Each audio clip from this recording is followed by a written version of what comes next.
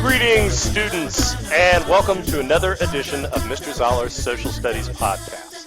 Now, today we're going to be talking about medieval Europe and a shift, an economic shift that's going to be taking place during this time period. We're going to see a revival of trade where Europe is going to emerge from this system of manorialism and start to plug themselves back into a global trading network. You recall that we said in the early Middle Ages, especially this time period coming out of the Dark Ages, everything economic is centered around that feudal manor.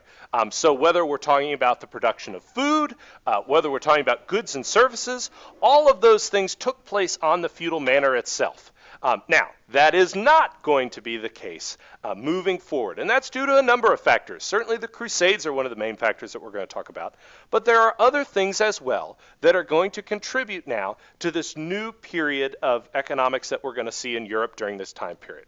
So what I'd like you to do is grab your pencil, because you're definitely going to want to write this information down, and what I'm going to ask you to do is to just pause this periodically so that you can make sure that you've recorded this critical information that we're going to be talking about.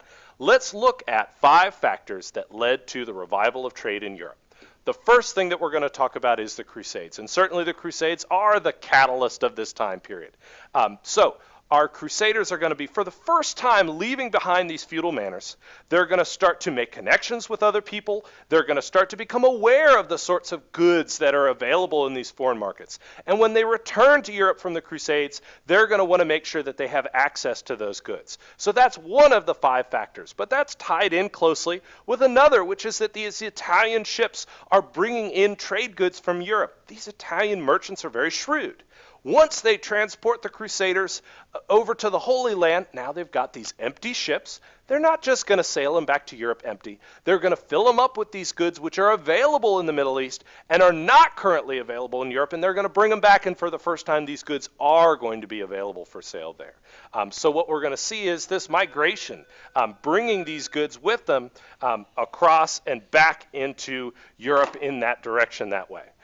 Now, let's talk about another thing, and this is already written into our chart, but there's a trading region called Flanders, and in Flanders we're going to see a trade network develop. This is going to be plugging in kind of the northern part of Europe up in this region up here, and they're going to provide markets for these goods, bring in goods, and people are going to travel to this region in order to procure them that way.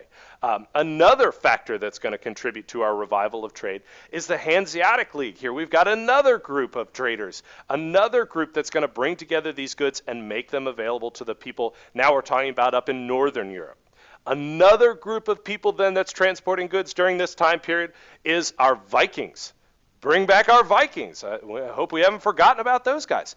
They're actually going to bring goods over land, which may seem a little bit counterintuitive. We've talked about our Vikings and their longships, but they're going to actually bring goods up over land through what we might now think of as Ukraine or Russia, and then they're going to take those longships and they're going to, again, bring those around northern Europe. So what we've got are a number of factors that are happening all at once. The Crusades is certainly one factor of making people aware of these things, but what we can then do is see how these goods are going to be taken from the Middle East, and they're going to come up through our Italian city-states into Europe. They're going to come up with our Vikings, and then they're going to be distributed from some of our trade networks like the one that we've got in Flanders, like the ones that we've got with our Hanseatic League up here, that will then take those goods and distribute them throughout Europe. So for the first time now, we've got these goods that are available throughout Europe now, which is going to benefit all of our people, and we're going to move beyond this system of manorialism that we've spoken about. Now, if we back up from this then, here's what I'd like us to know. Let's examine, first of all, our essential question. What are the Crusades and how did they influence medieval life? Well, the first part of this question we've really answered in previous lessons.